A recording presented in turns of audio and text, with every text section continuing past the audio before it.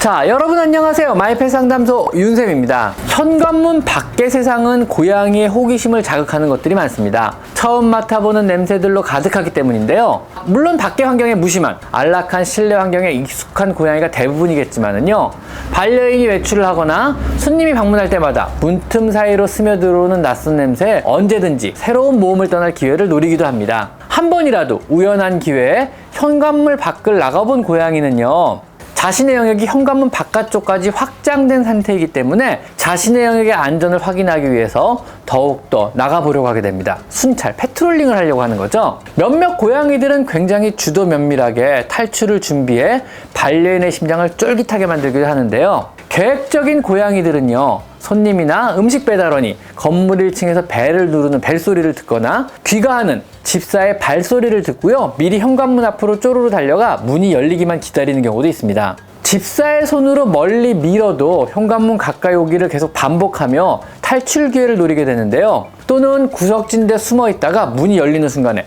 쏜살같이 밖으로 튀어나가기도 합니다. 이런 계획적인 고양이들에겐요, 방묘문 등의 안전장치도 가끔 무용지물이 되곤 합니다. 특히 집사분들이 경황이 없는 와중에 외부 손님이 방문이라도 하면은요, 집사를 따라 방묘문과 현관문 사이 공간에 미리 들어가 숨을 죽이고 있다가 집사분이 문을 여는 순간에 밖으로 슬그머니 나가버리기 때문입니다. 물론 해외에서는요, 외출묘들도 많이 있습니다. 하지만은요, 이들 대부분은 우리나라처럼 대도시가 아닌 한적한 시골 동네 고양이인 경우가 많고요. 또한 이 외출묘들의 평균 수명은요, 지극히 낮다는 것을 생각해 보면은요, 외출묘가 꼭 좋은 것만을 의미하지는 절대로 않습니다. 자, 그러면은요, 이런 고양이의 탈출을 막는 효과적인 방법은 어떤 것들이 있을까요? 자, 첫 번째는요, 먼저 인사 장소를 옮기는 것이 좋습니다. 현관은 집사가 들어오는 장소입니다.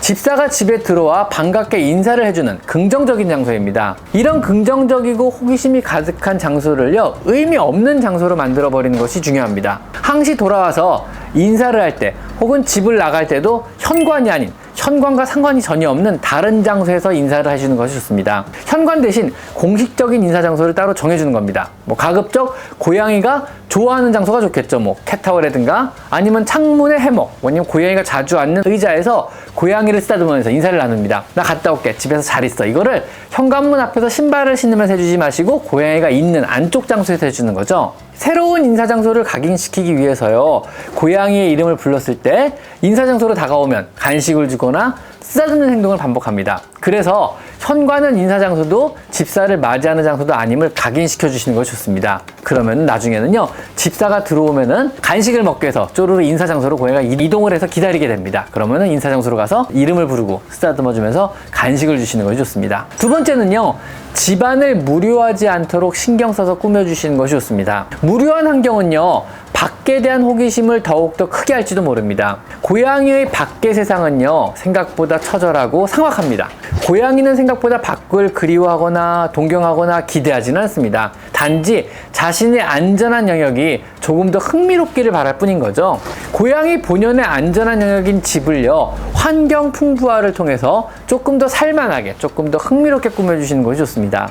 특히 집중력이 요구되는 퍼즐 먹이통을 이용하면은요, 먹이에 정신이 팔린 고양이가 현관까지 따라 나오지 못하도록 현혹할 수도 있습니다. 또 출근할 때 고양이가 낮에 먹을 사료를요, 여러 개의 퍼즐 장난감, 숨바꼭질 같은 이런 여러 개의 퍼즐 장난감을 배분해서 집안 곳곳에 두고 나오면은요, 고양이가 혼자 있는 시간에도 집안에서 먹이를 찾느라 시간을 보내게 됩니다.